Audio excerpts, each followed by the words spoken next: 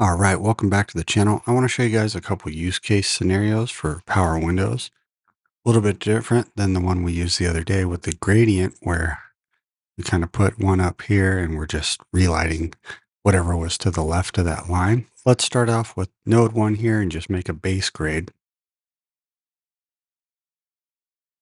This is just a lift gamma gain adjustment here. Get it looking semi-normal and maybe lower the blacks a little bit and get the highlights a little more exposed.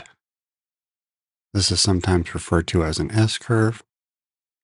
And one other thing I wanted to show you guys on your waveform, if we go to vector scope, you got this faint little line. If I pop this out, you got this line right here that's in between the red and the yellow. This is called a skin tone indicator, which you get there with this three little slider menu. And you can turn that on. And what this is for is to know where your skin tones are. So if you have display qualifier focus on here, if you're on your qualifier, you can hover over your image, highlights that little bubble. So we could see this particular pixel is sort of hovering to the left, more towards yellow.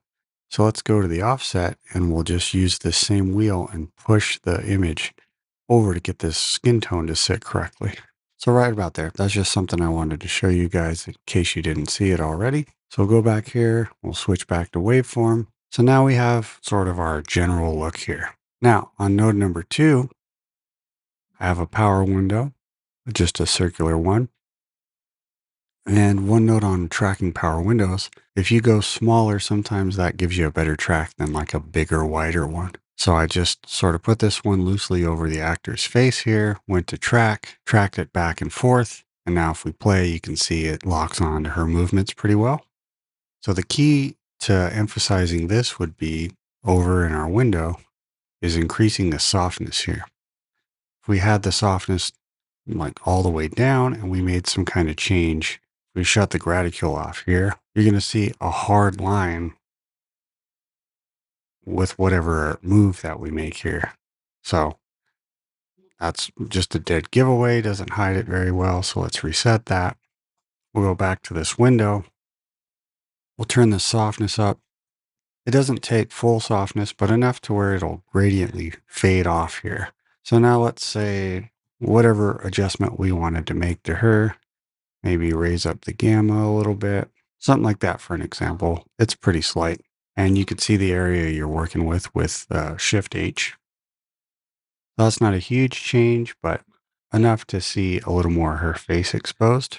And then it's tracked to the shot. And then on the third node, we're going to bring this actor out a little bit more here. Turn that on. We'll go back to the power window and hit circle again. Turn the graticule on. And you can place these wherever you need to. So let's zoom out. And for example's sake, I'll turn the gain up here where you can see the edge of the frame. It doesn't really matter to the power window where it's sitting. It's just going to work with whatever part of the frame it has exposed. So if we increase the softness here, zoom back out, maybe bring this down a hair. I'll reset this gain and maybe give it a little bit of a gamma boost. Just enough so this guy's not sitting in the dark as much. Maybe something like that. It's right about there. So both changes are pretty subtle, a little bit of saturation. Could probably brighten her up a little bit more. Maybe bring the highlights up just a little bit. There you go. All right, so the point of this is node 2 is highlighting just her face, and then the node 3 is highlighting just this actor, yet we still have the overall grade going. So we have complete control of separate subjects in our shot without having to mess with the base grade. If we highlight these two nodes here, that's the change. So you get complete control with these power windows. You could track each window through the shot if you needed to. That way you can get this nice grade going and still have a couple other elements controlled however you need to. All right, as always, thanks for watching, and I'll see you guys on the next video.